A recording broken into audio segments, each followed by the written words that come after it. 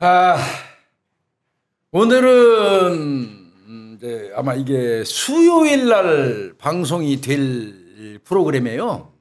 이제 코너명을 뭐 그냥 중요 사건 내지는 이제 뭐 미제 사건 뭐 혹은 과학 수사 등등 해가지고 짬짬이 제가 방송하려고 마련해 놓은 그 요일인데 앞으로는 뭐 사전에 제가 한번 공지해 드린 것처럼 되도록이면 어떤 분야의 수사 관련 혹은 범죄 관련 아니면 과학 수사 관련 전문가분들을 제가 알고 있는 그 인맥을 총동원해서 꼭 한 번씩 모셔다가 어떤 그 전문적인 영역에 대한 언급을 좀 해주고 싶다 하는 생각이 있었거든요. 그래서 그 1번으로 아마 우리 구독자님들은 우리 지금 그 우리 아우님 우리 후배 이 박중현 우리 저 후배를 처음은 아닐 겁니다. 그 뭐 익숙하실 거예요.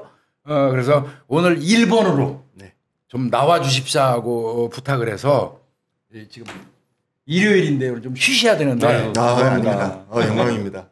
불러냈어요. 그래서 뭐 잘 아시겠지만 우리 박중현 경위는 저는 그렇게 생각해요. 대한민국에서 보이스피싱과 관련돼서 박중현 경위만큼 아는 사람이 있을까? 없어요. 없어요? 네. 우리 염 교수님이 없다고 인정하시면 그럼 게임 끝난 거야. 원래 저분이 칭찬에 엄청 잘 안 해요. 예. 인색하신 분이거든요. 네, 잘 안 해요. 예. 그런데 저분이 없다고 할 정도면 우리 박중현 경위 권위 인정받은 것 같습니다. 너무 영광인데 사실은 지금 이 시간에도 보이스피싱 범죄와 전쟁을 치르고 계시는 동료와 형사분들이 참 많으세요. 네. 그래서 제가 저한테 이 피싱 사건, 피싱 사건을 하면서 피해자분들이 왜 이런 피해를 당할 수밖에 없을까? 왜 저도 피해자분들 원망을 정말 많이 했습니다. 이런 분들이 있기 때문에 피싱 범죄의 생태계가 뿌리가 끊어지지 않는다. 근데 그렇지. 돌아보면은 누구든지 당할 수 있는 범죄밖에 될 수가 없더라고요. 그래서 제가 이제 이게 예방이 중요하다라는 게 눈을 떠서 사람들한테 알려주고 이 길을 이제 개척하다 보니 많은 동료분들이 따라왔으면 좋겠다라는 저는 이제 하나의 이정표를 세우는 역할이고 지금 현재도 보이스피싱 범죄의 전쟁을 치르시는 분들이 굉장히 많다라는 거. 굉장히 많다라는 거. 그래도 이렇게 인정해 주시니까 과찬이고 영광이네요. 감사합니다. 그렇다고 염 교수님 우리가 뭐 다른 데서 열심히 일하는 사이버 수사관들을 뭐 수준이 떨어진다 그런 얘기밖에 아닙니다. 열심히 하고 있어요. 오해하면 우리 후배님 그건 절대 아니고요. 열심히 하고 계세요. 네. 오늘 우리 박중현 우리 그 후배님이 준비한 거는 제가 꼭 이 얘기는 사전에 말씀드리고 이제 듣기로 하겠습니다. 주변에 많이 널리 전파해 주셔야 돼요. 예, 알면 피해 안 당하는 거니까 알면. 그렇죠. 그래서 요거 보시고 많이 전파. 뭐 따지고 보면 또 채널도 홍보가 되는 건데 그렇게 많이 좀 해주십사 하면서 오늘 우리 박중현 경위가 하는 보이스피싱 예방법 한번 진지하게 들어보도록 하겠습니다. 네. 그 시작하기 전에 제가 꼭 말씀드리는 것 중에 하나가 있는데 김복준의 사건 속으로 채널 새로 오픈하셨잖아요. 예. 김복준의 사건 속으로 채널을 오픈하면서 김복준이 세상을 통해서 전해줬던 이 구독자분들의 파워가 얼마나 큰지를 꼭 한번 짚고 넘어가요.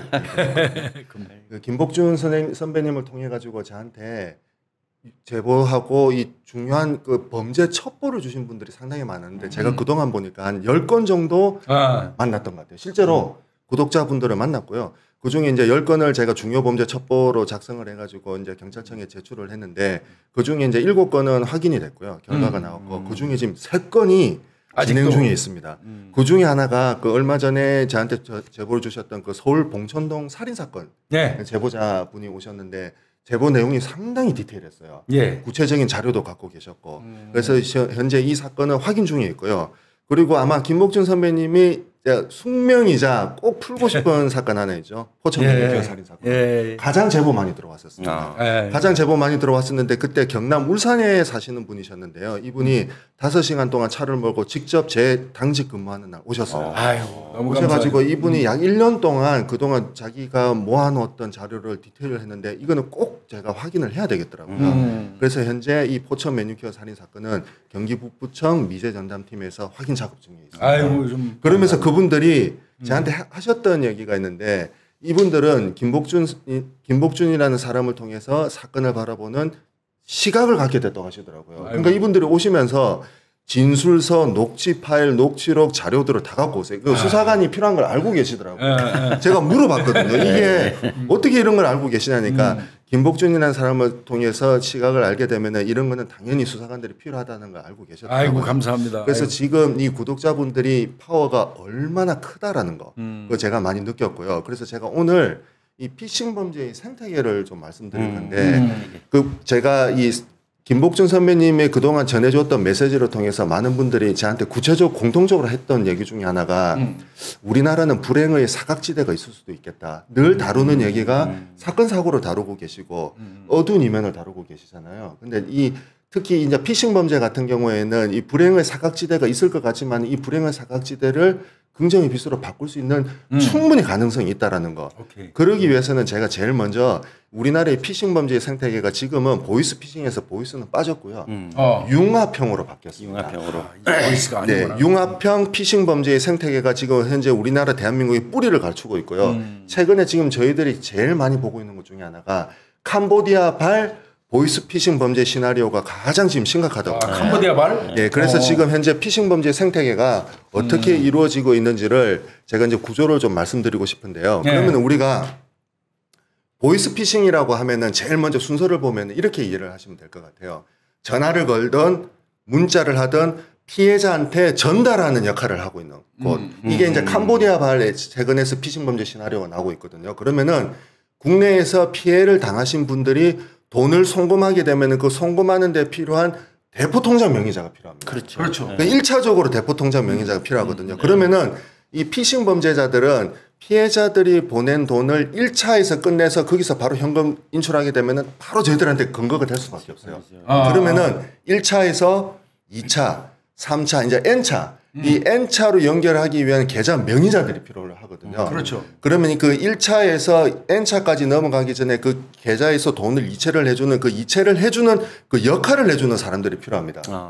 그리고 그 마지막에 돈이 이제 집결이 되고 나면은 그 집결된 돈을 수표로 뽑든지 문화상품권으로 뽑든지 수표로 뽑든지 아니면 최근에 빗썸이라는 가상화폐로 많이 환전을 하고 있어요.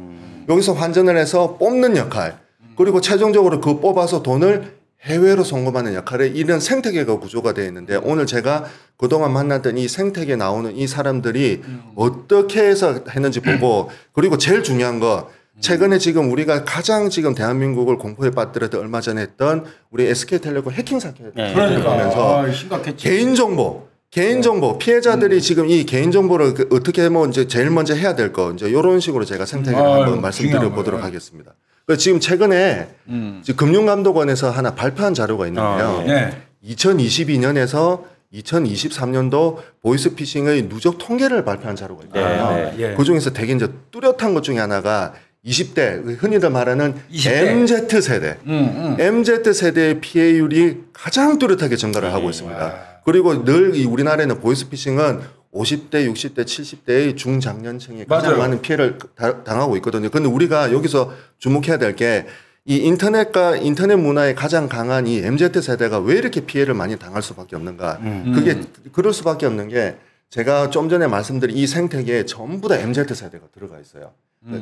대포 통장 명의자부터 시작해서 1차부터 N차의 대포 통장 명의자 그리고 1차에서 N차로 각 차수로 넘어갈 때마다 돈을 인출해주고 전달해주는 역할에 이 MZ 세대가 있고요. 최근에 베트남, 캄보디아, 이 라오스 지역으로 해외 취업으로 넘어가는 이 MZ 세대들도 많습니다. 아, 그걸로 넘어가요. 취업으로. 취업으로 넘어가고 있고 지금 최근에 이 MZ 세대들을 겨냥을 해가지고 이 취업을 전문으로 해주는 카페 커뮤니티가 굉장히 활성화가 많이 되어 있어요. 몰랐네. 제가 거기에 한 2달 동안 들어가서 이제 모니터링을 하고 있는데요. 거기는 오로지 도박 사이트 계좌 그리고 우리가 대포 통장하고 대포 카드를 대포 폰을 중간적으로 전문적으로 공급해주는 에이전시들이 있거든요. 있어요. 그 에이전시들을 우리가 흔히들 신무용어로 장집이라고 그래요. 장집. 네, 장집. 그 장집을 연결해주는 사이트하고 커뮤니티들이 많습니다. 거기에 베트남, 캄보디아, 라오스 이쪽으로 해외 취업을 알선해주는 거 있고 거기로 넘어가고 있는 MZ 세대들이 상당히 많더라고요. 그러니까 그게 20대 이하가 네, 범죄에 많이 산입되고 있는 거네. 너무 놀라웠던 게 이 인터넷 세대 가만히 MZ 세대들이 왜 그렇게 당할 수밖에 없는가? 그러니까 당할 수밖에. 그 이제 취업의 절실함. 그렇지. 그리고 이게 우리가 보면은 이 세대들이 사회 초년생으로 사회를 막 들어가기 진입하는 그렇지. 시점에 어떤 우리가 이제 사법기관이라든지 공공기관으로 접근을 하게 되면은 요거에 대한 무조건적인 신뢰가 맞아. 그렇죠. 이걸 가지고 있더라고요. 의심 제일 많았습니다. 어린 세대들이라 공공기관 어쩌고 저쩌고 하면 그냥 철석같이 믿어버리는 경향이 있다니까. 그게 되게 놀라웠어요. 보통 이제 확인을 할 법한데 이게 왜 이렇게 믿을 수밖에 없는가. 그래서 제가 처음에 신고가 들어왔던 것 중에 하나가 이 50대 이제 여성분이셨어요. 네. 어린이집에서 교사로 근무하시는 분이셨는데 네, 네. 이분이 이제 금요일 저녁 금요일 4시에서 5시 사이에 마침 그때 모임이 있어가지고 운전을 하고 가다가 그 친아들이 그 지하철역에서 사회공익 복무요원으로 근무 중이었거든요. 그래서 이분이 이제 그 아들을 사칭한 피싱범이 이 50대 여성분한테 이제 문자가 온 거예요. 엄마, 나 핸드폰 액정이 파손이 되었는데 그거 다 받아봤잖아. 너무나도 이게 흔한 수법인데 이분도 이걸 알고 계셨어요. 이걸 알고 계셨는데 그때 이제 운전 중이셨던 거예요. 운전 중에 그리고 실제로 아들이 며칠 전에 핸드폰에 액정이 한번 파손된 적이 있었어요. 그래서 이 아들이 지금 아직 급한 상황이었구나. 그리고 이게 사회복무요원은 근무 시간 중에 전화를 자유롭게 못 받는다는 걸 알고 계시거든요. 그러다 보니까 문자로 그걸 실제로 그 아들을 사칭한 사람이 내 액정이 파손되었으니까 엄마 명의로 보험금 신청할 테니까 엄마 신분증을 좀 보내달라고 요구를 한 거예요. 근데 이분이 이제 운전 중이거든요. 그게 이제 핸드폰이 자유롭지가 않은 거예요. 그래서 이걸 그러면 내가 지금 운전 중이어서 근데 어떻게 하면 될까 하니까 그때 아들을 사칭한 피싱범이 링크를 보내줍니다. 링크를 보내주면 이제 그게 시나리오가 딱 맞는 거죠. 그러네. 그 링크를 누르는 그 순간 그 스마트폰에 있는 주소록과 모든 것을 탈취를 하고요. 그리고 원격으로 들어가서 그 어머니의 핸드폰에 들어가서 아들을 사칭한 피싱범이 공인인증서, 그다음에 중간에 인증번호를 다 탈취를 해서 소액 대출을 받아버립니다. 그 대출을 받아버리니까 그게 피해 금액이 3천만 원. 대출을 받으신 거예요. 그래서 나는 내가 조의 신용도 대출이 얼마 되는지도 모르는 거를 그 대출을 실제로 받아버립니다. 그리고 나서 그게 금요일 저녁이었잖아요. 금요일 7시경에 이제 저한테 온 거예요. 신고하신 겁니다. 그럼 여기서 정말 당황스러운 것 중에 하나가 이분이 하실 수 있는 게 하나도 없고 저도 실제로 할 수 있는 게 하나도 없습니다. 그렇지. 금요일 저녁에는 지자체 문을 닫아버리죠. 그렇죠. 은행 안 되죠. 갈 수 있는 게 없잖아요. 그래서 제가 급하게 할 수 있는 게 일단은 이 계좌 지급 정지 같은 경우는 24시간 콜센터가 돌아가는데 그렇죠. 계좌는 지급 정지가 돼요. 그러면은 이 사건 같은 경우에는 자녀를 사칭한 메신저 피싱이거든요. 그러면 이게 보이스 피싱 범주에 들어가느냐? 들어갑니다. 보이스 피싱 범주에 들어가니까 지급 정지가 가능해요. 지급 정지 가능해서 신고를 접수를 해서 이제 제가 이제 수사를 시작을 했어요. 수사를 압수수색 영장을 받고 시작을 해보니까 이 어머니의 피해자 돈이 1차 계좌 명의자로 들어가더라고요. 그 1차 계좌 명의자로 들어온 계좌 명의자를 제가 압수수색 검증 영장을 받아서 전화를 해서 그 주소지에 출장을 가가지고 확보를 하니까 이분이 여자분이시더라고요. 20대 초반. 그리고 이분은 지금 현재 아르바이트를 하고 있는데 공무원 시험 준비를 하고 있더라고요. 공무원 시험 준비를 하고 있는데 정말 일단은 이분은 전자금융거래법 위반으로 입건을 해서 조사를 할 수밖에 없습니다. 전자금융거래법 위반. 그래서 제가 왜 이 50대 여성분이 아들을 사칭한 피싱범의 돈을 입금받게 되는 1차 계좌 명의자가 될 수밖에 없는지를 조사를 해보니까 이분이 이제 알바몬하고 알바천국에 이제 방학 때 아르바이트를 하려고 보니까 그 치위생사하고 요즘에 MZ 세대분들이 선호하는 그 직업 유형군이 재택을 좋아합니다. 집에서 재택을 좋아하고 그리고 시간당 페이가 높은 거. 그리고 간단하게 데이터 관리, 뭐 고객 관리 이런 식으로 큰 노력이 들지 않는 게 선호를 해요. 시간당 페이가 높기 때문에. 그래서 이분이 알아보니까 이게 무역회사더라고요. 무역회사인데 고객만 관리를 하면 된다. 고객 관리만 하면 된다. 재택근무만 하면 된다 해서 그래서 이분이 그 회사에서 써놓은 채용 이력서를 제출을 합니다. 그러면은 자연스럽게 신분증하고 개인정보는 그쪽으로 넘어가는 거예요. 일단 자기가 취업하려고 채용 지원서를 넣을 수밖에 없으니까 개인정보하고 신분증은 1차적으로 넘어가고 그 걔네들이 원하는 거는 이 취업을 원하는 여대생의 카드와 신용카드 정보가 필요하거든요. 이걸 이제 어떻게 빼내냐면은 이 보니까 우리가 보통 이제 회사에 들어가게 되면은 그 회사인들의 직장 로망이 회사 그 출입카드. 예. 아, 출입카드 목에다 걸고 사원증. 일부러 밥 먹으러 하면서도 이 걸고 그거 좋아하잖아요. 사원증. 그거. 예. 이 학생은 그게 굉장히 로망이었던 것 같더라고요. 그러면서 우리가 회사 보안카드를 해야 되는데 그 보안카드가 대부분 보면 그 안에 신용정보 기능이 결합이 돼 있어요.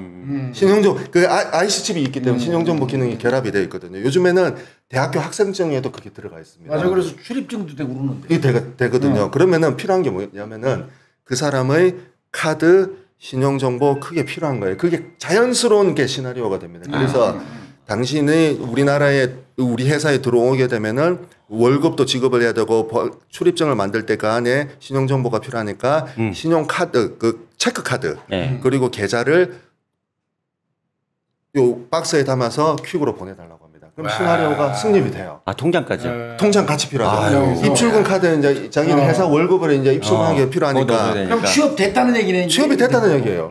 취업이 된 거죠. 이제 아르바이트 취업이 된 거죠. 얼마나 좋을 거야. 그죠. 거기서 보내고 나서 그래 이 학생은 그나마 자기가 안심을 했던 게 이거를 주다고 하더라도 돈이 들어오고 나갈 때는 체크카드에 비밀번호가 있어야 되잖아요. 아, 그래 마음대로 안 되지. 그거는 원하는 건 안 되니까 그걸 원하는 게 안 된 거예요. 그러면서 이 사람들이 마지막으로 뭘 하냐면은 그 마지막에 자기들이 우리가 출입카드를 입력을 할 때 그 보안카드 비밀번호를 네 자리를 입력을 해야 된다. 그 양식이 있어요. 그럼 우리는 습관적으로 그 학생은 내 비밀번호 써. 체크카드 비밀번호를 쓸 수밖에 없습니다. 그거를 딱 원한 거예요.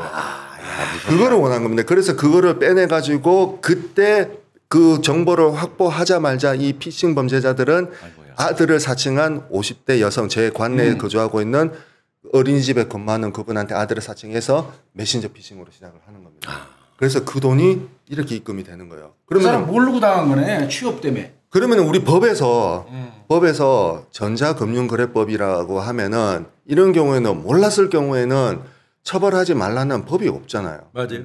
없습니다. 정당한 사유 없이 이런 통장과 관련되는 비밀번호를 넘겨줬을 때는 이제 하게 되면은 물론 이분은 대가를 받은 건 없지만은 이거를 대여를 해줘 버렸기 때문에 전자금융거래법 위반으로 처벌받을 수밖에 없는 상황이거든요. 그럼 공무원도 못 하는 거야. 그러면 이분은 공무원 시험을 할 수 없게 되는 게 되는데 그 저한테는 이게 너무 힘들더라고요. 아이고 어떡하냐. 전자금융거래법 위반으로. 그래서 이분은 전자금융거래법 위반으로 입건을 했습니다. 설령 검찰에서 기소유예든 법원에서 기소유예를 받는다 하더라도 피해자가 있기 때문에 이 피해자를 생각해서는 저는 이거를 입건을 할 수밖에 없다라는 상황을 하고 그 비난은 이제 제가 받을 수밖에 없는 상황이었죠. 비난 받을 이유 없지 뭐. 그래서 이분 했는데 이제 문제는 이제 이분의 계좌 거래를 이제 쭉 확인을 해보니까 이분은 1차 계좌 명의자일 뿐이었어요. 이제 그 돈이 또 빠져. 그 보니까 그 1차 계좌 명의자에 약 30명이 넘는 피싱 범죄 피해자들의 돈이 집결이 돼 있더라고요. 그게 2차 계좌로 넘어갑니다. 그 다음 2차 계좌로 넘어가서 2차 계좌 명의자의 압수수색 검증영장을 받았죠. 받으니까 수사는 계속 뒤따라가게. 네, 그분 이제 이렇게 피해는 발생하게 되면은 저는 이제 답보할 수밖에 없는 그러네. 이제 역으로 갈 수밖에 없는. 압수영 좀 받아야 돼. 근데 이것도 이제 시간이 벌써 한 달 이상 그렇지. 지난 상황이었거든요. 그래서 2차 계좌 명의자 보니까 이분은 이제 파주에 근무를 하시더라고요. 결혼을 했고 20대 후반. 여기도. 네, 20대 후반이고 이분은 이제 건설회사 이제 일용직으로 근무를 하고 계시더라고요. 그래서 이제 이분에서 이제 조사를 해보니까 이분은 1차 계좌보다 2차 계좌로 들어가는 게 1차 계좌의 피해자가 30명이었으면 2차 계좌는 100명이 넘더라고요. 와. 그렇게 될 수밖에 없습니다. 왜냐하면 2차 계좌로 집결이 되고 나서 그 다음에 또 N차 계좌로 쪼개야 되기 때문에 돈이 늘어날 수밖에 없거든요. 그래서 제가 이제 물어보니까 이분이 건설회사 이제 일용직으로 근무를 하고 있음에도 불구하고 왜 이렇게 될 수밖에 없냐. 이게 이분이 이제 돈이 필요했던 거예요. 애들이 두 명 키우고 있으니까. 아이고 일찍 아버지 되셔. 그리고 정말 몰랐던 게 요즘에 MZ 분들이 이제 개인 회생을 하시는 분들이 많아요. 이제 이게 자세히 들여다보니까 몇 년 전에 우리나라 이제 부동산 투기하고 가상화폐 열풍이 있었잖아요. 맞아요. 네. 그때 저도 처음 들었던 얘기 중에 하나는 이제 영끌이라는 영혼까지 그러더라고요. 가상화폐하고 부동산 투자를 하면서 이분이 이제 과도한 대출을 받은 거예요. 아이고. 근데 그게 재산상에 이제 플러스로 돌아왔으면 모르겠지만 이게 다 마이너스가 되다 보니까 이분이 이제 대출을 알아본 거예요. 그러면서 재택 알바를 알아봤던 게 인스타그램하고 페이스북에 해시태그 재택, 해시태그 알바, 해시태그 대출만 치더라도 굉장히 많이 나오고 그리고 우리나라에서 가장 큰 대출 사이트가 그러니까 보면 우리나라가 이제 직거래가 중고나라가 있듯이 대출나라라는 플랫폼이 있습니다. 우리나라의 이 대출나라는 가장 큰 대출 전문 사이트고요. 네. 여기에 약 60% 제가 추산하기로 60에서 70% 이상의 피싱 범죄자들이 여기 들어와 있어요. 그 기다리는 거죠, 얘네들이. 그래서 이 공사 이제 그 파주에서 이제 일용직 일하시는 분이 이제 자기가 재택 알바를 알아봤는데 SK텔레콤 직영이다. 여기서는 SK하고는 아무 관련이 없습니다. SK를 사칭한 놈들이죠. 사칭한 거죠. 사칭한 놈들입니다. 우리가 SK텔레콤 직영으로 운영하는 쇼핑몰 회사다. 여기에 우리가 고객 정보만 관리를 해주면은 일당 50만 원 지급해주겠다. 이게 상당히 세거든요. 이분이 이게 현혹할 수밖에 없습니다. 그래서 이분이 알아본 거죠. 이 회사가 정말 제대로 된 회사인가 이제 알아보니까 그쪽에서 이게 의심스러우면 우리 정식으로 계약 체결하시죠. 그래서 계약서를 쓴 겁니다. 계약서를 이제 실제로 요즘에 우리가 계약을 쓴다고 그러면은 만나서 대면으로 계약을 쓴다는 거 많이 생각하시죠. 아니고 요즘에 모두의 사인이라고 있어요.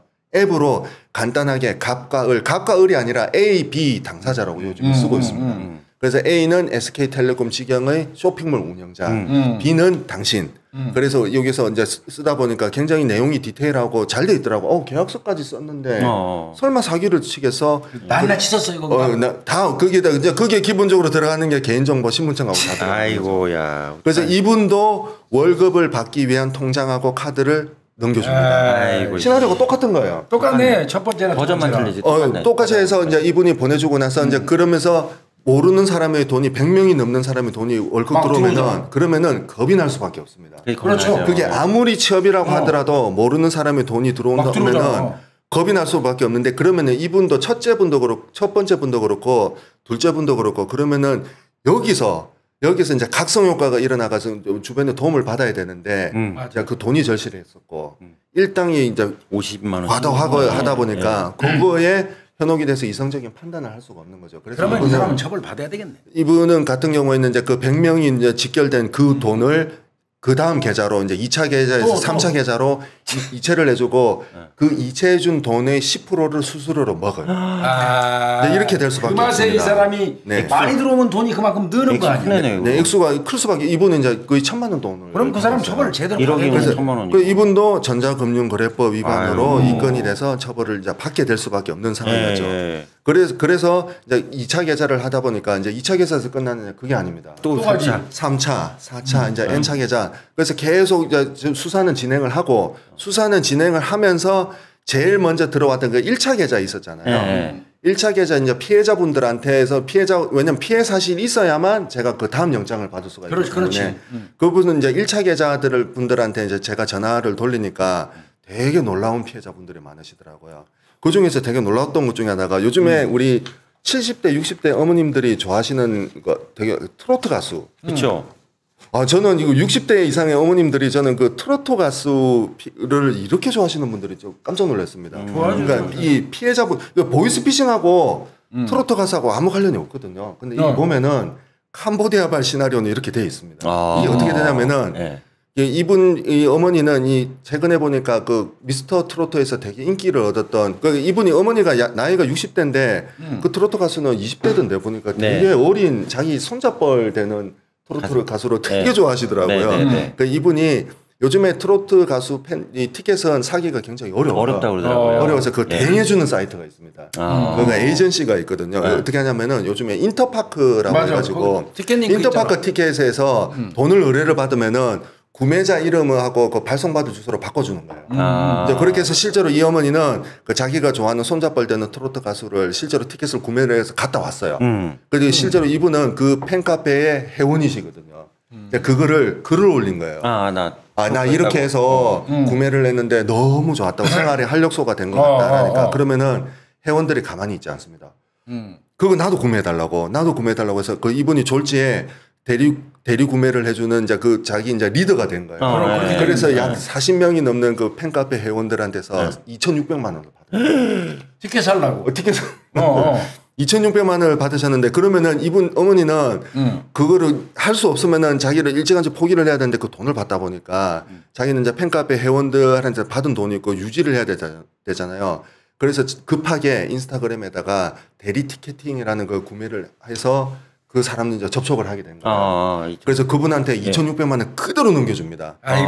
그 그대로 넘겨준 2,600만 원 돈이 어디로 들어왔냐면은 제가 아까 처음에 했던 그 공무원 시험 준비하는 그 계좌 명의자 그 1차 계좌 돈이 거기에 들어와 있더라고요. 아이고야. 피싱 범죄 이제 피해를 당한 겁니다. 그래서 이 피싱 범죄 이제 범죄자들이 지금 현재 시나리오로 상당히 세분화해 가지고 이제는 트로트 가수 팬들이 좋아하는 거기에도 티켓을 대신해서 나오는 걸로 해서 피싱 범죄를 저지르고 있더라고요. 그래서 그분은 이제 실제로 그러면은 그 팬카페 회원들이 이제 누구를 신고를 하냐면은 그분을 신고를 할 수밖에 없어요. 왜냐면은 돈을 받을 사람은 신고를 할 수밖에 없어요. 그러다 보니까 제가 이제 그분들한테 팬카페에다가 공지를 했어요. 저 공지를 했거든요. 이분도 피해를 당한 분이기 때문에 이제 이 사건 진행 중이니 이분에 대한 이제 고소는 좀 자제를 해달라고 이제 공지사항을 띄웠습니다. 왜냐면은 그 이분도 왜냐면 죄책감이 시달릴 수밖에 없어요. 당연하지. 이게 자칫 잘못하면은 그 가수 트로트 가수 인지도에도 그게 영향을 할 수밖에 없어요. 근데 우리가 이 티켓을 할 때 보면은 양도 양수의 원칙이 자기가 구매를 한 거는 자기가 갈 수밖에 없거든요. 그런데 요즘에 이 티켓이 연예인들이나 팬카페 콘서트 티켓이 구매하기가 정말 하늘의 별따기예요. 그러다 보니까 그거를 중간에 대행해주는 사이트가 있는데 이 대행해주는 사이트가 거의 90% 이상이 상당히 위험한 사이트입니다. 이거 조심하셔야 되겠네. 우리 그리고 여기에 이제 피싱 범죄자들이 요즘에 트로트 가수 인기가 좋다라는 거를 알고 있어요. 얘네. 알겠죠. 못된 새끼들. 알고 있다 보니까 이제 이걸로 이제 피싱 범죄자들이 이제 들어오는 경우도 상당히 많습니다. 요렇게 돼서 지금 피해자들만 제가 모으는데 약 2달 이상이 걸렸어요. 아이고. 그러다 보니까 진짜 이게 피해자들이 너무 많더라고요. 그러면서 제가 또 하나 이 1차 피해자들 중에서 되게 놀라웠던 것 중에 하나가 요즘에 아마 두 분 여기 영 교수님하고 김홍준 선배님 안 하실 것 같은데 엑셀 방송이라고 아세요? 그거 있다는 건 알아요. 엑셀 방송? 엑셀 방송 있는 건 알아요. 처음 듣는데 엑셀 방송이 있어요? 엑셀 방송이라고 있습니다. 요즘에 MZ 세대 분들은 이 엑셀 방송을 상당히 좋아합니다. 이 엑셀 방송이 뭐냐면은 요즘 이제 그 랜덤 채팅이나 소셜 데이팅 앱으로 가면은 요즘에 남자는 이제 여성분들이 남자들한테 프로필상에 이제 접근하기 쉬운 것 중에 하나가 인터넷 VJ. 그 엑셀 방송 인터넷 VJ입니다. VJ들라고. 이제 개인 방송이라고 해가지고 요즘에 나는 이제 개인 방송 채널이라고 하면은 그게 호감이 많이 가는가 보더라고요. 그래서 요즘에 이 젊은 친구들이 엑셀 방송을 한다 그러면은 거기에 저도 되게 후원해주고 싶어요. 그러면은 어떤 방송인가요? 하면은 그 링크를 보내줍니다. 들어오라고. 그거는 1:1 초대를 해야만 들어올 수 있는 방송이거든요. 그러면 그 들어가면은 자기가 이제 그 예고편을 보여줘요. 노래 주로 이제 소통하는 채널이 노래 부르고 이제 춤추는 거.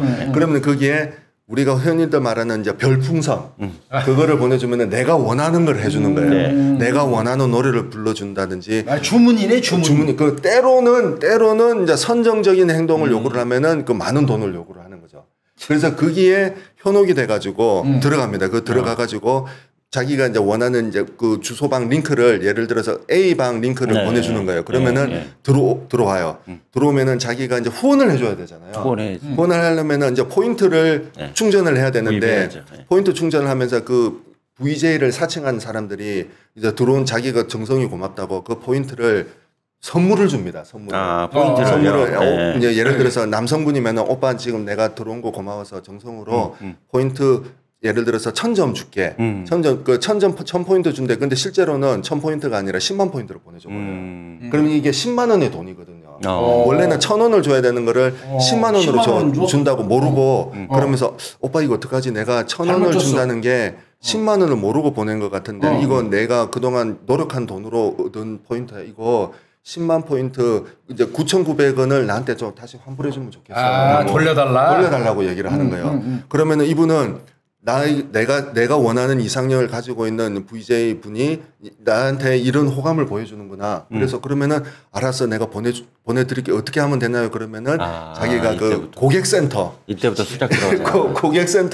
고객센터라고 해서 이제 그분이 이제 연락이 옵니다. 연락이 와서 이러면은 일단은 본인의 계좌하고 그거를 보내주셔야 됩니다. 그러면서 자기들한테 9,900원을 보내주세요. 그러면은 보내줍니다. 그러면 9,900원을 보내주는데 돈이 입금이 안 돼요. 여기 지금 계좌 착오가 있는 것 같은데 좀 더 보내주세요. 그러면 그게 금액이 올라갑니다. 10만 원, 20만 원, 30만 원, 40만 원, 50만 원 제가 봤던 피해자 중에는 900만 원 대출을 받았더라고요.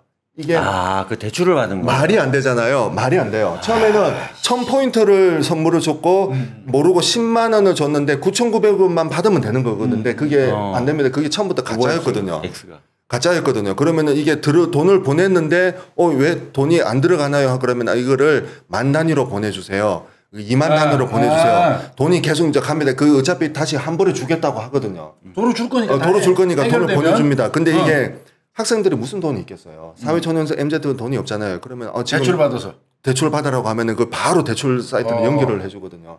그래서 그 대출을 받아가지고 500만 원, 900만 원 심지어 저한테는 이제 들어왔던 피해자 중에 그 900만 원을 보낸 분이 있더라고요. 근데 자기는 엑셀 금방 받을 방송. 거니까 받을 거니까 어차피 그 방에 들어가게 되면 그걸 환전을 받을 거기 때문에 그렇지. 그 900만 원이 들어오는 순간 그 계정은 사라집니다. 아이고. 야, 사이트는 이거 MC 폐쇄하고. 세대들이 딱 당하기 좋은 거네. 엑셀 방송. 엑셀 방송. 엑셀 방송. 엑셀 방송. 그 돈이 어디로 들어왔냐면은 아까 봤던 아까 그 일루 취업준비생 1차 계좌로 그 돈이 아이고. 들어왔더라고요. 별게 다 있네. 진짜.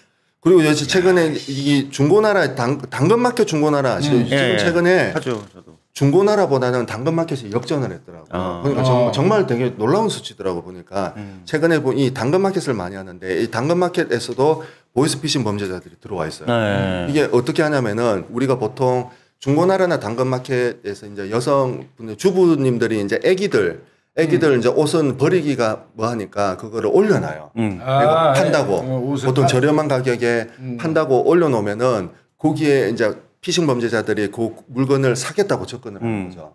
그러면은 중고나라에서 물건을 3만 원에 팔겠다고 올려놓으면 그거 제가 사고 싶습니다라고 접근을 해가지고 돈을 드릴 건데 그 돈 원래는 그러면 중고나라에서 물건을 3만 원 있으면은 그 계좌 명의자로 돈을 입금하고 물건을 받는 게 그게 가장 정상적인 방법이잖아요. 그럼 얘네들이 한번 옮깁니다.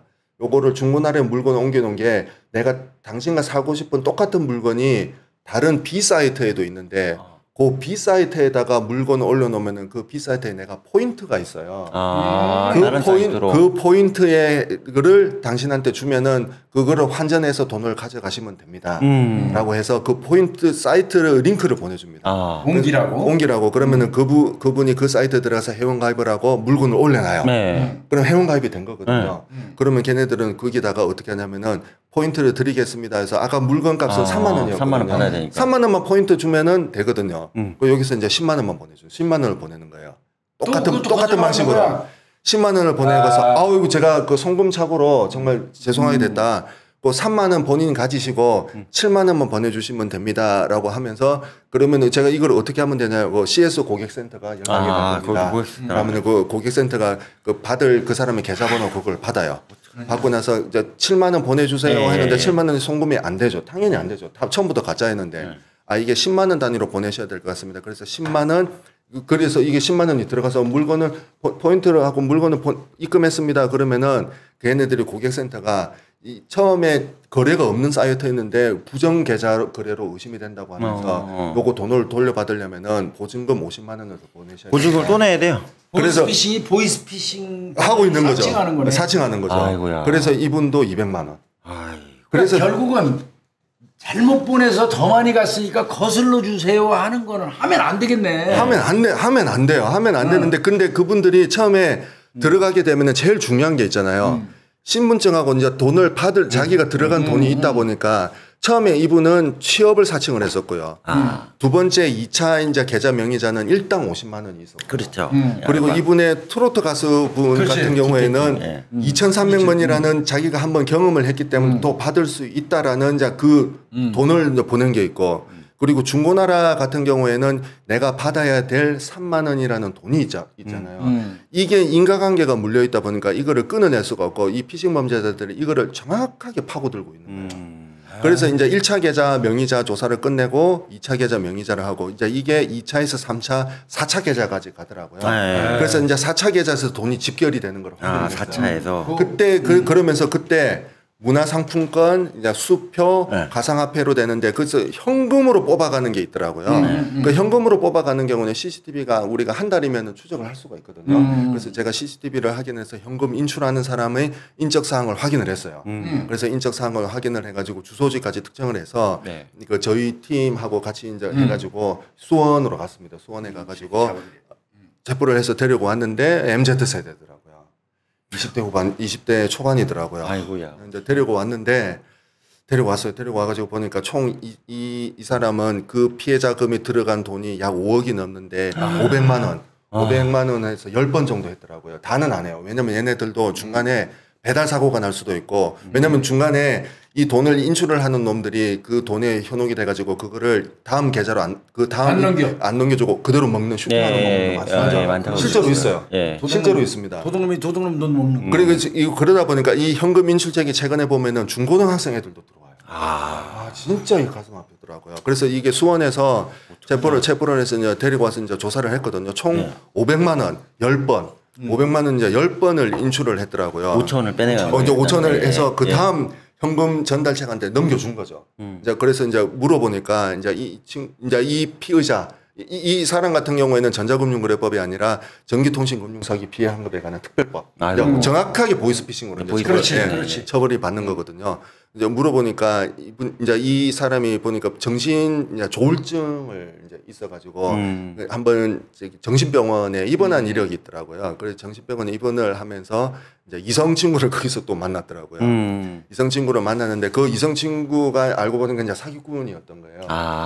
그 여자한테 마음을 줘가지고 핸드폰을 10대를 이제 개통을 해서 준 거죠. 아이고. 그 핸드폰이 요즘에 아이폰 같은 경우는 200만 원이 넘어요. 200만 원이죠. 그럼 이제 2천만 원을 갚아야 되는 거예요. 아유. 그러니까 이 갚을 여력이 없다 보니까 이 사람이 얘가 이제 병원을 나와가지고 이제 집에서 아르바이트를 하면서 중고나라 사기 범죄를 저지른 거예요.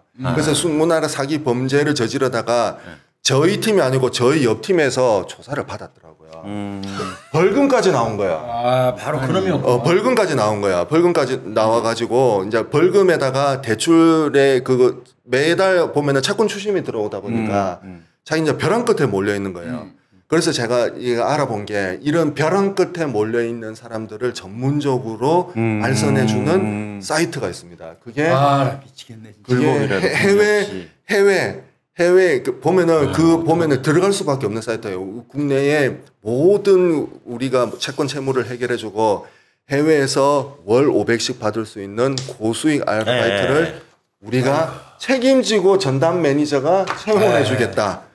그 사이트를 알아본 거예요. 그래서 이 피의자 같은 경우에는 해외에 들어가면은 이제 장집으로 취업이 되는데 그 전에 이제 테스트를 받아야 되니까 그 전에 현금 수고책 알바. 이거 해봐라. 현금 수고책 알바를 맡겨서 무려 이제 500만 원의 돈을 이제 10번을 인출해서 그 다음 책을 하고. 그러니까 제가 근거를 하지 않았으면은 성공을 했잖아요. 그러면 이 사람은 이제 캄보디아, 베트남, 라오스로 취업이 돼서 넘어가는 거예요. 거기 가서 노예 생활하는 거예요. 노예 생활하는 겁니다. 노예 생활을 이제 그 직전이었습니다. 그 직전에 이제 저한테 체포를 돼가지고 체포를 된 상황이었는데 이제 그러면서 돈이에요, 돈. 문제는 지금 이 1차 피해를 당하시는 분들이 2차로 넘어가게 되면은 그 1차에서 2차로 넘어가는 시점에 지급 정지가 되지 않는 이상은 돈을 찾을 수가 없어요. 골든타임을 지키지 않는 이상 넘어갈 수가 없거든요. 근데 이분이 1차 계좌에서 2차 계좌로 넘어갔죠. 2차 계좌에서 3차에서 4차에서 현금 수거하는 사람이 저한테 이제 근거가 됐었잖아요. 얼마 남았던가요, 통장에? 통장에 돈이 하나도 없죠. 남을 수가 없습니다. 다 빼내가지고. 전부 다 빼내갔기 때문에 그러면서 지금 문제는 제가 이 1차 피해자 신고가 접수돼서 현금 수거책을 근거를 하기까지 무려 이제 5개월 이상. 5개월. 그렇다니까. 5개월 동안 이 수사를 하면서 이제 근거를 저는 나름대로 조기의 성과를 거뒀다고 했던 게 마지막 현금 수거책을 근거를 했는데 그러면은 여기에서 돈이 모였던 총책들하고 흔히들 말하는 이제 대가리들은 어디 있냐면은 캄보디아, 베트남, 라오스에 있거든요. 아유 진짜 열받아. 이거를 근거를 하려면은 이제 가야 되는데 갈 수 있는 상황이 안 되잖아요. 안 되지. 지금 제가 가지고 있는 사건만 하더라도 엄청나게 많이 밀려 있는 상황이다 보니까 여기서 너무 화가 정말 너무 화가 많이 나더라고요. 그래서 제가 이번에 이 피해자 사건들을 조사를 하면서 이제 1차 피해 당하셨던 분들 있잖아요. 네. 그분들의 조사를 하다 보면은 이제 이분들이 이 돈이 없어도 되는 돈이라고 하면은 애당초부터 경찰서를 찾아오지 않아요. 그러면 찾아오지 않습니다. 신고 자체를 하지 않으시는 분들이에요. 그게 아니라 이분들은 제가 그동안 이 피싱 범죄 1차 피해자 당하셨던 분들은 그 생활에 가장 하루하루를 가장 열심히 사시는 분들이셨어요. 그러니까 그리고 이분들은 그 생활의 균형, 그 하루라도 조금만 균형에 크랙이 생겨버리면은 그 생활이 무너지시는 분들. 네, 맞아요. 무너지시는 분들이거든요. 그러니까 이분들은 피싱 범죄자들은 이분들의 정확하게 그 파고드는 그 시점을 알고 있고 그 파고드는 그 시점을 깨내야 되는 걸 해야 되는데 그거를 저는 이미 사건 피해를 당하시는 분들한테 이게 피싱 범죄의 피해를 당했다고 하면은 그분들은 절대 위로가 되지 않아요. 그러니까 이분들은 어떻게든 돈을 돌려받을 수 있는 방법을 찾아야 되는데 그나마 다행이었던 게 그 1차에 모였던 그 피해자분들 30명들 중에 10분 정도는 받았어요. 아, 돌려받았어요. 지급정지, 그분들은 지급정지를 안 했어. 그분들은 안 했는데 다른 분들이 지급정지를 하다 보니까 그 분들이 맥혀버렸구나. 그 돈이 이제 묶여버리거든요. 지급정지. 그래서 지금 현재 보이스피싱 같은 경우에는 이 지급정지는 우리가 보이스피싱의 범주가 자녀를 사칭해서 대출을 유도를 한다든지 그것도 지급정지가 됩니다. 지급정지가 되고 있고요. 그리고 지금 최근에 이 지급정지에 대해서 워낙 논란이 많다 보니까 은행권들에서는 수사기관이 요청이 있으면은 지급정지, 몽캠피싱, 직거래 사기에 대해서도 적극적으로 지급정지를 많이 해주려고 많이 노력을 하고 계세요. 그런데 제도가 아직 그렇게 안 돼 있다 보니까 법적으로 뭐 은행권에서는 지금 특히 농협 같은 경우에도 보이스피싱 범죄를 벗어나서 수사관들이 요청을 하면은 피해자들이 양산을 막아야 되니까 굉장히 많이 노력을 해주시더라고요. 지금 특히 최근에 그래서 이 피싱 범죄자들이 많이 노리는 것 중에 하나가 인터넷 뱅킹, 카카오뱅크, 토스, K뱅크를 많이 하고 있고 온라인 뱅킹. 특히 지금 보면은 토스는 지급정지를 적극적으로 많이 해주고 있어요. 범죄를 따지지 않고 많이 해주고 있더라고요. 그러면은 범죄자들은 노립니다. 그러면 얘네들은 노립니다. 그러면 또 다른 취약점이 어떤 건지를 노리고 있어요. 그래서 지금 아까 봤던 그 N차 이제 현금 수거차 했던 수원에서 체포를 했던 경우에는 그다음에 이게 2차에서 다음 현금 넘겨줬잖아요. 그러면 우리가 조금만 더 수사 속도 빨리 되면은 이걸 현금 전달하는 그 시점에 저희들이 체포를 할 수가 있거든요. 그러면 좋지. 할 수가 있거든요. 그러면 그 돈을 압수를 저희들이 할 수가 있는데 그래서 지금 얘네들이 지금 많이 피싱 범죄자들이 공을 많이 들이고 있는 것 중에 하나가 빗성, 가상화폐로 중간에 이 현금 전달체 가는 사람들한테 앱을 깔아라고 해가지고 가상화폐로 환전을 해가지고 그러면 이 가상화폐가 환전이 되면은 이 가상화폐로 중간에 믹스코인이라고 해서 쪼개버립니다. 10개 이상으로 쪼개버려요.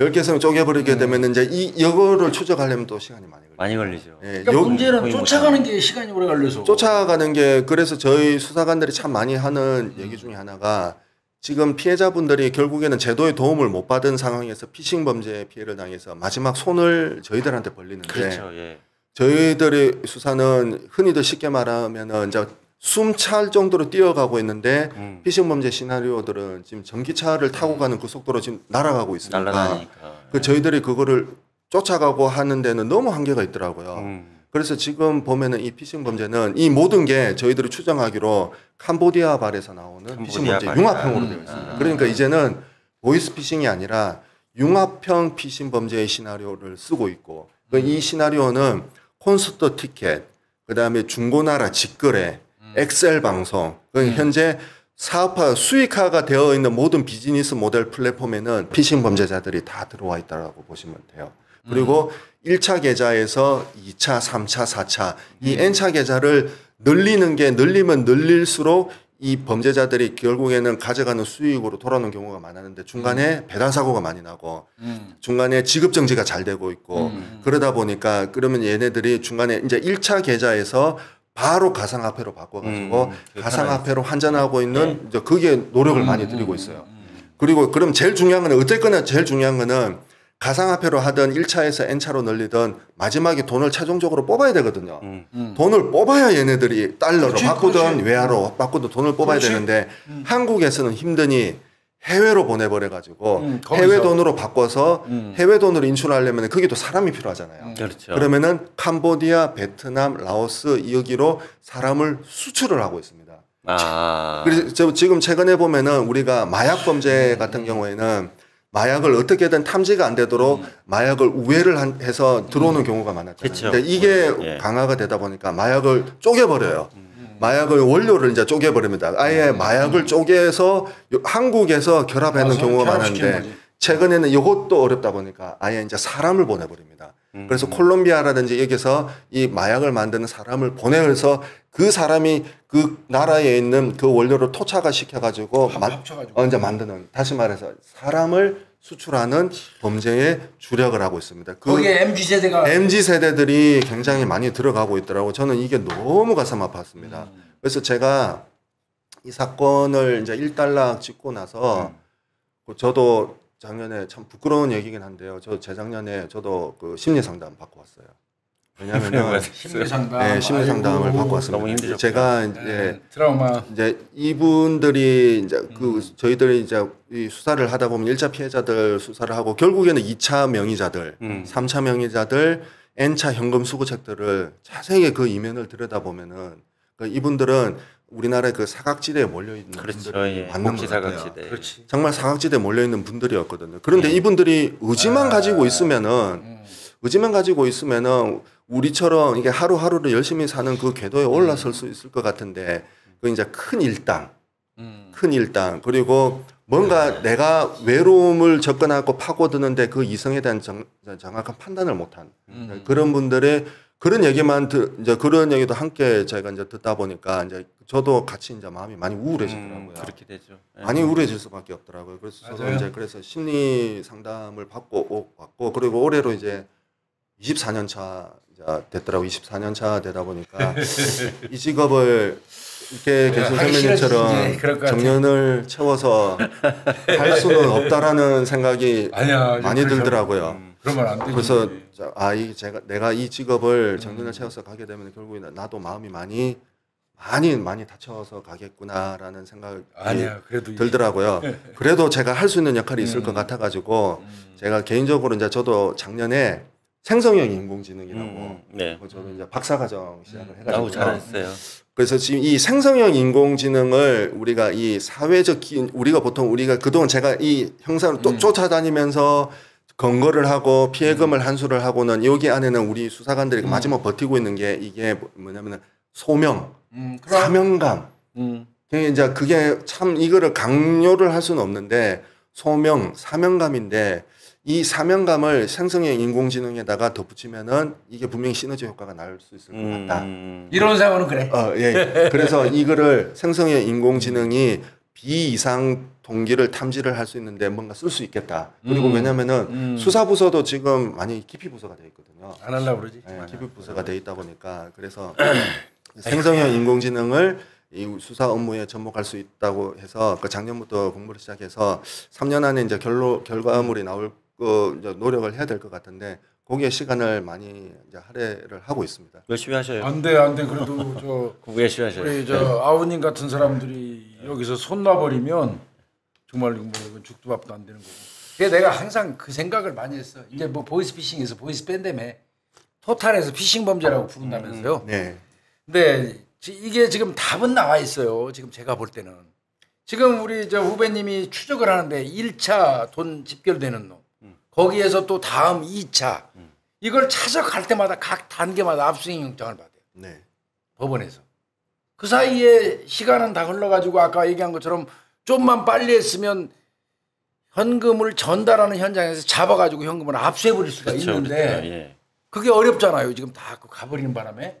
그래서 이 얘기는 참 많이 했거든요. 물론 뭐 이 대한민국 그 형법 정신이 어떤 그 절차에 있어서 압수수색 검증영장은 법원 판사로부터 받는 게 맞아요. 그건 명확하게 맞는데 그 절차를 따박따박 따지다 보면 늦어. 한 박자씩. 많이 걸리죠. 사후에 이런 경우는 이 수사를 할 때는 사후에 압수수색영장을 받는 어떤 그런 시스템 이거를 좀 국가 체계에서 좀 만들어주면 어떨까 하는 생각이 좀 들기는 해요. 올까요? 가능하지 않아 보여요. 저도 저 법학한 사람인데 네. 그럼에도 불구하고 대신 사후영장 제도를 만들어 놓고 만약에 이 다른 방법으로 그걸 남용하거나 그 범죄 목적으로 그 수사관이 잘못 썼다면 그 처벌을 대폭 강화하면 되잖아요. 네. 그 팀장님 제가 궁금한 게 있는데 얘네가 보면 기상천외한 게 지금 나오는데 참 기가 막히다. 연구를 어떻게 하는 것 같아요? 추정하기에는 지금 그래서 네. 이게 제일 궁금해요. 지금 저희들이 수사관들이 하면서 지금 가장 지금 저희들이 좀 많이 답답해하는 것 중에 하나가 우리가 보면은 2019년도에 이 오픈 뱅킹 시스템이라는 게 생겼어요. 네. 오픈뱅킹 하나로 다 하잖아 모두. 오픈뱅킹이 뭐냐면 그 가장 밑에 근본이 되는 게 그 사람의 개인 정보만 있다고 하면은 그 사람의 개인 정보만 있다고 하면은 그 사람의 개인 정보를 활용을 해서 할 수 있는 그 기업들이 이게 스타트업하고 핀테크 기업이 육성하기 위해서 생겨난 제도거든요. 맞아, 맞아. 네. 편리하게 돼 있어요. 편리하게. 엄청 편해 그거. 그러면서 이 오픈 뱅킹 시스템이 탄생하는 그때부터 이게 보이스피싱이 사실은 전체적으로 건수는 어느 정도 줄은 거는 맞아요. 네, 예. 그런데 정말 놀라운 게 1인당 피해 액수가 더 많이 늘었어요. 이제 늘어나죠. 이게 그렇죠. 오픈 뱅킹 시스템을 활용을 하는 것 같더라고요. 그래서 저희들이 지금 제가 봤던 게 우리가 캄보디아발 시나리오라고 얘기를 많이 하는 것 중에 하나가 그 캄보디아에 해외 취업이 되었다가 그 캄보디아 이제 그 캄보디아가 우리가 얼마 전에 그 뉴스에서 한번 많이 보도가 되었었거든요. 그 망고 단지를 캄보디아 경찰청에서 한번 쳐가지고 그게 분산이 됐어요. 그래 캄보디아는 워낙 그게 국경이 넓고 그 캄보디아는 특히 베트남하고 접경 지역이거든요. 거기에 지금 찢어져서 인원들이 활동하고 있더라고요. 거기에서 약 6개월에서 몇 개월 동안 착취를 당해가지고 나왔던 사람들이 저희들한테 제보를 해요. 이제 그 시나리오를 얘기를 해주더라고요. 그러면은 이 범죄자들이 조직원들이 그거를 연구를 하고 있더라고요. 그래서 지금 현재 이 피싱 범죄 같은 경우는 어떻게 되어 있냐면은요. 요거는 이제 제가 그동안 업무적 경험으로서 약간 추정을 해볼 건데 얘네들도 대기업화되어 있어요. 대기업화되어 있습니다. 대기업화되어 있고 이 피싱 범죄 조직원들도 면접 봅니다. 너는 시나리오가 특화되어 있는지, 너는 해킹에 특화되어 있는지, 너는 인터넷 다루는 데 특화되어 있는지, 그러면 너도 인센티브 줄게. 이게 그동안 거기 근무를 하다 나왔던 사람들의 시나리오와 저희들이 피해자들이 겪었던 시나리오를 조합을 해보면 이거는 대기업화되어 있어요. 그리고 이게 분업화되어 있는 거네요. 분업화되어 있습니다. 특히 이 분업화의 가장 핵심은 유출된 개인정보를 응용을 해서 사람들한테 타겟팅으로 공격하는 이 시나리오를 만드는 놈들이 있어요. 그 설계자들이 있겠네요. 이 설계자들이 반드시 있습니다. 이 설계자들은 절대 한국에 있을 수가 없어요. 한국에 없을 겁니다. 분명히 캄보디아, 베트남, 라오스에 이제 분산이 되어 있다고 보고요. 그럼 이 대기업화되어 있는 이 사람들은 항상 연구를 할 수밖에 없어요. 연구를 합니다. 돈이 될 수 있는 그리고 우리나라 국내에 각 세대별로 비즈니스 모델은 뭐가 되어 있을까? 60대 이상은 최근에 트로트 가수를 좋아하니까 트로트 가수를 사칭해서 접근하면 되겠네요. 요즘에 MZ 세대들은 사람과의 소통으로는 어려운데 온라인으로는 소통을 좋아하잖아. 그럼 엑셀로 접근을 하는 시나리오 모델은 뭔지 이렇게 연구를 하고 있는 기업화가 되어 있다는 것. 다시 말해서 복잡화되어 있는 이 대기업화가 되어 있다라는 것을 저는 보고 있는데 이렇게 되어 있다고 저는 보고 있어요. 무섭다. 생각 같아서는 진짜. 밀림에 가가지고 무슨 마약범 불질러야 돼. 밀림 가고. 그랬으면 좋겠는데. 밀림 가 불질러야 돼. 새끼들 말이야. 저런 놈들이 사실은 매국노예요. 관리 매국노입니까? 매국노예요. 나라 팔아먹는 놈들. 더 나쁜 놈들이. 아이고 말도. 거의 이완용 수준인 놈들이지. 그래서 저게 제일 중요한 거 메시지 하나 알려드리고 싶은 게 그러면은 우리가 제일 중요한 게 아까 우리 첫 번째 1차 명의자, 2차 명의자, N차 명의자 보면은 그분들이 공통적으로 첫 번째 그 범죄에 연루가 되기 전에 건네줬던 게 있습니다. 신분증이거든요. 그러면은 우리가 신분증에는 크게 두 가지가 있거든요. 주민등록증, 운전면허증. 주민등록증, 운전면허증인데 그러면 이 신분증을 분실의 개념을 다시 한번 보셔야 되는 게 제가 교육이나 이런 데 나가게 되면은 신분증 분실의 개념이 뭔가요? 그러면은 이제 많은 분들이 이렇게 얘기를 하세요. 내가 신분증을 카피를 해서 그 카피본이 누군가한테 넘어갔는데 그게 내가 원하지 않게 넘어가게 되면 분실이 아닌가 그렇게 생각할 수도 있는데 지금 분실의 개념을 좀 더 폭넓게 보셔야 돼요. 핸드폰으로 스마트폰으로 찍어서 보내주는 게 나의 용도와는 다르게 가게 되면 그것도 분실. 그것도 분실한 거예요. 그것도 분실이 이제 되는 겁니다. 그것도 분실이 되는 거거든요. 그러면은 우리가 평일 주간 근무 때는 지자체를 찾아가든 그치. 경찰서를 찾아가든 네. 은행을 찾아가든 네. 뭔가 물어볼 수 있고 직접 사람을 대면해서 할 수 있는 게 있어요. 근데 금요일 야간, 토요일, 일요일, 그러니까. 공휴일 골치 아프다. 요럴 때는 신분증이 내가 원하지 않는 용도로 찍어서 보내주는 거. 카톡으로 보내서 찍어서 보내주든 그걸 하지 사진을 찍어서 말라는 보내주든 그러면은 우리가 안 했어야 되는데 만약에 이런 피해를 당하게 되면은 신분증 분실 신고를 하시면 돼요. 그 신분증 분실 신고는 예. 우리가 지자체 근무 시간대 넘어가게 되면 갈 수가 없는데 그게 인터넷 공간에 있거든요. 특히 이제 주민등록증 같은 경우에는 정부 24에 네. 분실 신고만 따로 하는 사이트가 있습니다. 아, 정부 24예요. 정부 24. 예. 자, 이게 사이트 주소가 외우기 어렵다고 하면은 우리가 인공지능한테 물어보셔야 돼요. 야간이나 주일에 주민등록증 분실 신고하는 곳이 어딘가요? 정부 24. 그냥 정부 24 정부 24. 들어가가지고 정부 거기서 24에 신문 나올 텐데. 신분증 분실 신고. 신분증 분실. 정부 24 홈페이지에 가게 되면은 우리 이 주민등록증만 분실하게 됐을 때 이 분실의 개념은 내가 원하지 않는 혹시라도 도용이 될 가능성이 높은 경우에는 여기다가 분실 신고를 하게 되면 그 분실 신고한 날이 있거든요. 네. 요 날을 이점으로 하게 되면 내가 신고한 날 이후에 뭔가 통장이 개설이 됐다든지 민형사 사항에 대해서 이거 나의 면책을 주장할 수 있는 아주 중요한 증거가 될 수 면책을 있습니다. 그러니까 예. 면허증이 아니고 주민등록증만이죠. 주민등록증. 주민등록증은 그래서 정부 24. 정부 24. 그리고 이제 운전면허증 같은 경우에는 이 운전면허증은 우리가 이제 경찰청에서 발급을 이제 관리를 그렇죠. 하거든요. 운전면허증 같은 경우에는 금요일 야간, 토요일, 일요일, 공휴일 같은 경우는 한국도로교통공단. 한국도로교통공단 안에 그 사이트 안에 운전면허증 재발급 신고가 있어요. 재발급. 그건 분실 신고가 아니라 재발급이에요. 재발급. 이 재발급이 이제 분실 그 개념이 포함이 그렇죠. 되어 있거든요. 잊어버렸으니까 재발급 그 재발급 안에 들어가 보면은 이게 보이스피싱 등 신분 운전면허증이 도용이 의심돼서 신고하는 게 있냐 그 메뉴가 있어요. 그 메뉴가 있습니다. 그렇기 때문에 금요일 야간이나 네. 그 주말 이제 휴일 공휴일 같은 경우에는 주민등록증은 정부 24, 운전면허증은 한국도로교통공단. 네. 요거에 대해서 신고를 해놓게 되면 중요하네, 좋은 정보입니다. 신고 날짜가 있기 때문에 그 이후에 발생한 형사에 대해서는 내가 면책을 주장할 수가 있어요. 그리고 제일 중요한 건 만약에 신분증이 유출이 되면은 피싱 범죄자들은 제일 먼저 뭘 하냐면은 이 타인의 신분증을 가지고 내가 타인인 것처럼 인정을 받아야 되거든요. 그렇죠. 그러면 그 인증 수단이 핸드폰입니다. 휴대폰. 핸드폰입니다. 핸드폰.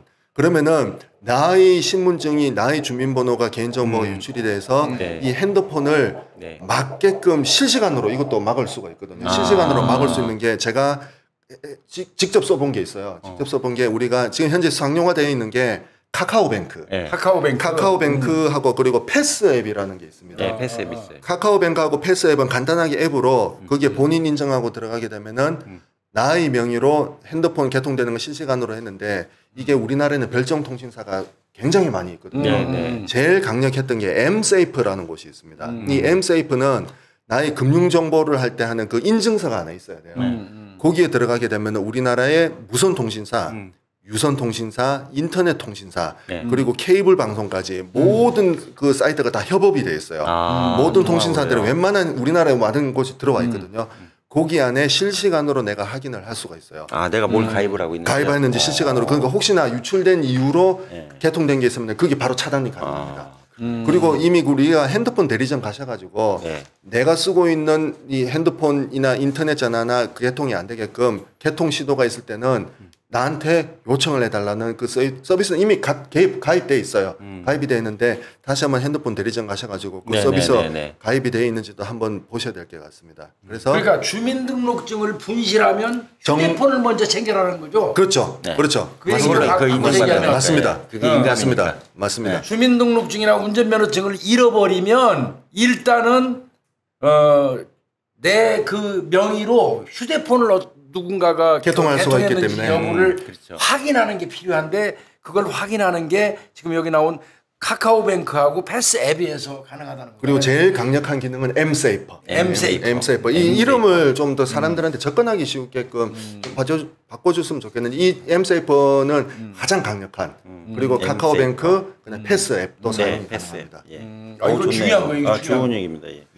그리고 주민등록증을 분실했는데 금요일 날 오후나 공휴일이 껴 있으면 신고를 못 한다고 생각하는데 그렇지 않다. 네.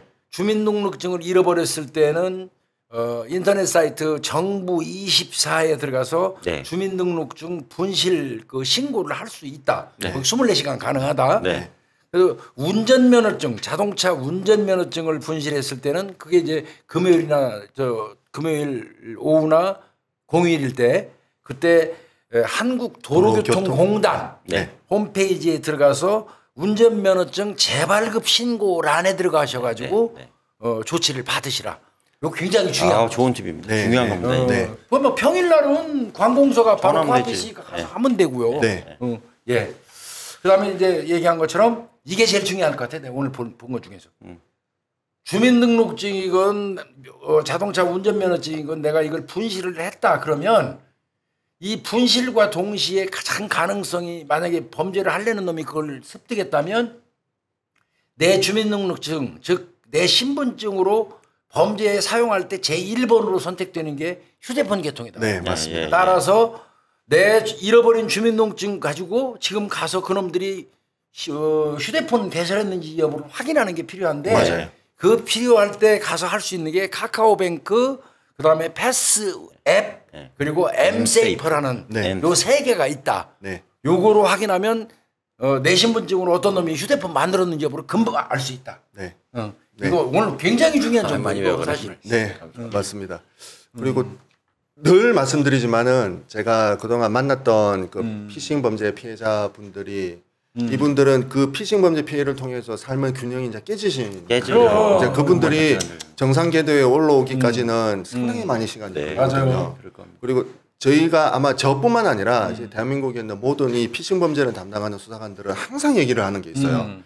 절대 피해자분들 잘못이 아니라는 거. 그러면 자책하지 말아라. 정말 맞습니다. 자책하지. 그 이분들이 오히려 스스로 자기를 벼랑 끝으로 내몰고 있고 모멸감을 당하고 있고 자괴감을 갖고 계시더라고요. 절대 본인들 잘못 아니라는 거. 저희들은 오히려 피싱범죄 피해자분들한테는 저희가 죄인이 되어가지고 정말 죄송하다. 어떻게든 돈을 돌려드리기 위해서 직업정지가 안, 심지어 오시는 분들이 직업정지를 안 하고 오시는 분들도 꽤 많으세요. 그러니까 그럴 경향이 없는 분들이 없죠. 대부분이니까. 예, 모르니까. 그러니까 그분들을 저희들의 마음을 너무나도 잘 알고 있기 때문에. 그렇지. 그러니까 저도 이제 23년간 하다 보니까 이제 너무 저도 이제 마음이 같이 아프더라고요. 그러니까 트라우마 생겨갖고 자꾸 아파진다니까. 그렇게 될 수밖에 없더라고요. 예. 예, 그 절대 피해자분들 잘못 아니라는 거. 저는 꼭 그거 하나만은 말씀드리고 싶습니다. 더해서 누가 보이스피싱 피해를 당했다고 옆에 와서 얘기하면 야 그거 맨날 방송에 나오고 예. 유튜브에 나오고 그러는데 그걸 당하냐 바보 같다고. 이러면서 면박 주는 사람이 예, 있어요. 면박 줘요. 막. 그거 절대 안 되는 겁니다. 그거 그거 안 돼요. 2차 가해야 하는 거예요. 위로해 줘야 되고요. 네. 예.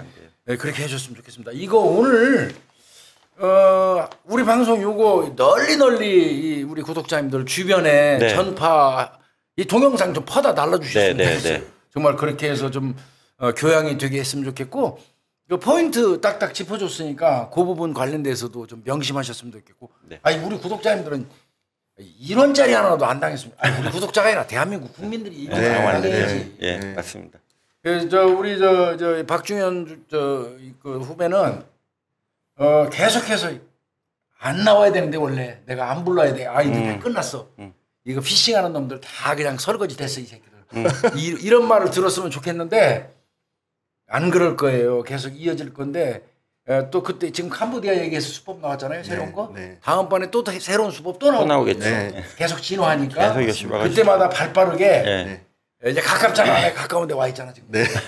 저 자주자주 나와가지고 아이고 너무 덥네. 여기서 좀 네. 그때 짧게라도 방송을 좀 해주셨으면 예방하시면 수사할 일도 좀 줄잖아요. 그럼요. 예, 그럼요. 그런 점은 맞습니다. 나오는 것 같아요. 맞습니다. 예, 예. 네. 그렇게 좀 해줬으면 좋겠어요. 오늘 아주 저 유익한 그 주제를 가지고 와서 우리 방송에서 방송을 해주셨는데 마지막으로 우리 사건 속으로 우리 구독자님들한테 한마디. 첫 출연이시죠 여기는. 꼭 사건 속으로 뭐 구독자님이 아니시더라도 들어오셔서 또 보는 손님도 있으니까 첫 출연. 보시는 분들한테 한마디 해주시고 정리했으면 좋겠습니다.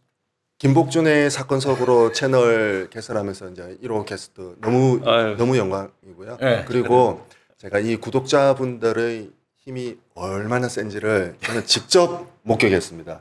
그리고 많은 제보 주셨고 그리고 이제 이 방송 나가서 제보 주셔도 됩니다. 그 제보 주시면은 또 제가 힘이 닿는 한 열심히 일을 해가지고 제가 힘이 닿을 때까지 열심히 노력하도록 할 테니까요.